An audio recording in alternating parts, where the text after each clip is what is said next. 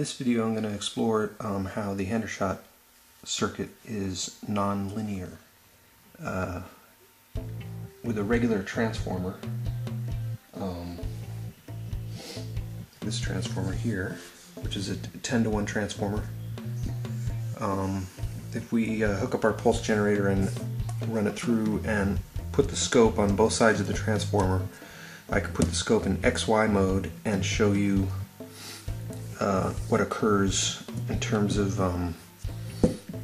the waveforms on both sides plotted as using the XY feature of the scope. Okay, so we have the pulse generator. It's producing a square wave. The primary receives that square wave, and the secondary just has the scope connected to it. This is a 10-to-1 transformer. So with channel 1 on 10 volts and channel 2 on 1 volt, we see waveforms that pretty much match, and they're in phase. Now if I switch this to the XY mode, turn this brightness down a little bit, we see essentially something that's a 45-degree angle.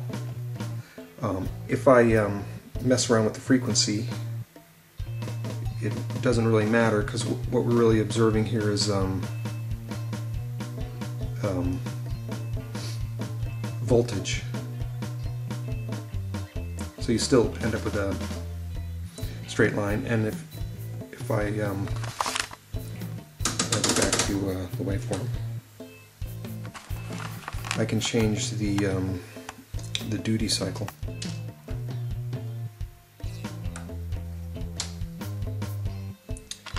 So even when the waveform sort of looks like this, in XY mode you still end up with a 45-degree line. Okay, so now we're going to do a similar thing with the Hendershot coil. So in this circuit I'm experimenting with, the pulse generator is hooked up to, it's essentially driving across L2, and then this is half of the Hendershot circuit, and instead of a neon here I have a bridge rectifier with a incandescent load on the DC side, and the scope probes, channel 1 will essentially be across this point where the pulses are arriving to L2, and channel 2 of the scope will be across here, which is the AC side of the bridge rectifier. And we're going to see the non-linear behavior of this circuit. Okay, so switching this on. Here's channel 1. I have this on 2 volts per division, and channel 2 is also on 2 volts per division now. So there isn't a high voltage here. This is producing a pulse that has a very small duty cycle, so it's just a narrow pulse coming at this frequency, which is each cycle is 2.2 milliseconds, which is around 450 hertz. If I speed up and slow down the frequency, the voltage amplitude changes.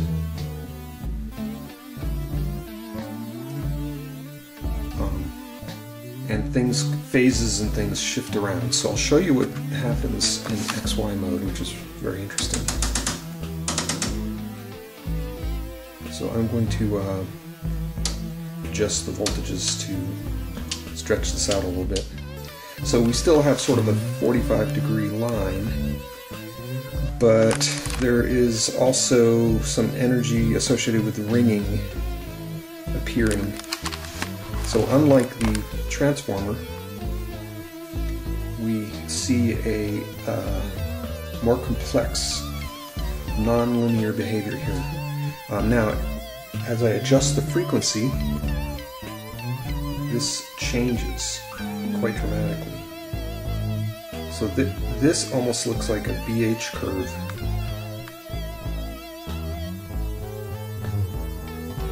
Now I'm going to go lower in frequency, going lower, lower, lower.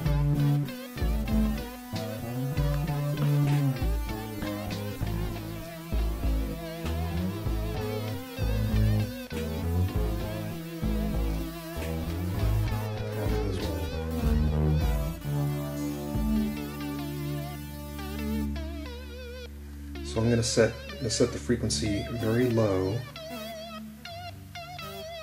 and I'm going to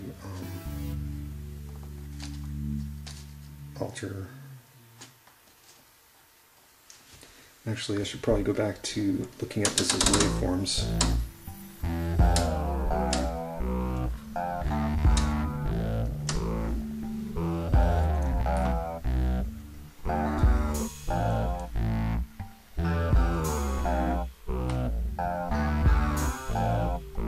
Look how the phase can kind of shift as I tweak this. Okay, back to XY mode.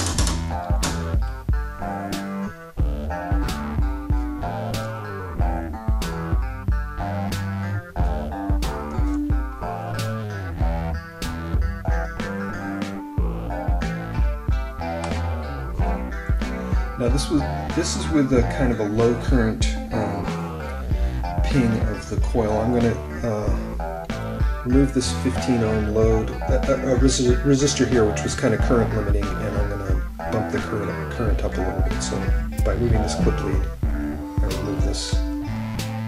So there's slightly higher current coming. Okay, so now we have a higher voltage, so I've got to adjust this down. So basically we have higher current, completely different look now.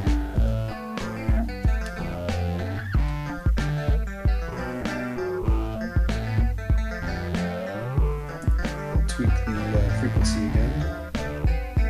Going higher, higher, higher. So this is no longer a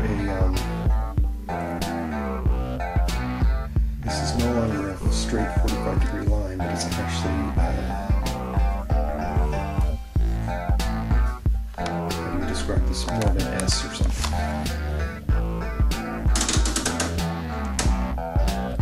So we have sort of a sawtooth wave here, and more of a square wave coming to the load.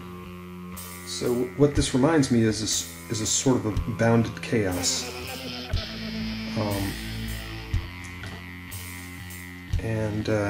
By manipulating the input waveform, you can end up with all sorts of different